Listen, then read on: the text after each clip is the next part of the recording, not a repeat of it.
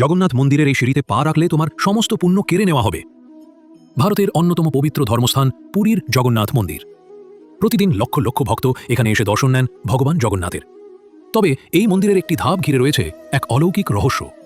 একটি ধাপ যেখানে পা রাখা মানেই নাকি পুণ্য চলে যাওয়া। এই ধাপটির নাম যমশিলা। মন্দিরের সিঁড়ির ঠিক তৃতীয় ধাপে অবস্থিত এই কালো পাথরের টুকরোটি দেখতে যেমন আলাদা, এর গুরুত্ব ততটাই ভিন্ন। ভক্তরা বিশ্বাস করেন এই ধাপে বাস করেন স্বয়ং মৃত্যুর দেবতা যমরাজ, আর তাই এই ধাপে পা রাখলে নাকি দর্শনের সমস্ত পুণ্য এক মুহূর্তে শেষ হয়ে যায়। কিংবদন্তি বলে এই যমশিলায় যমরাজের শক্তি বিরাজমান। যারা অজান্তে এই ধাপে পা রাখেন, মৃত্যুর পর তাদের যমলোকেই যেতে হয়। তাই সচেতন ভক্তরা এই ধাপটি এড়িয়ে চলেন। কেউ মাথা নিচু করেন, কেউ হাঁটু মুড়ে ধাপটি ছাড়িয়ে যান। এ যেন পুণ্য রক্ষা ও ভক্তির এক অপূর্ব মিশেল। পুরীর জগন্নাথ মন্দির শুধু একটি ধর্মস্থান নয়, এটি একাধিক রহস্যে মোড়া এক মহাপীঠ। আর তেমনি এক রহস্যময় উপাদান এই যমশিলা, যা আজও হাজারো ভক্তের মনে জাগায় ভক্তি আর ভয় উভয়।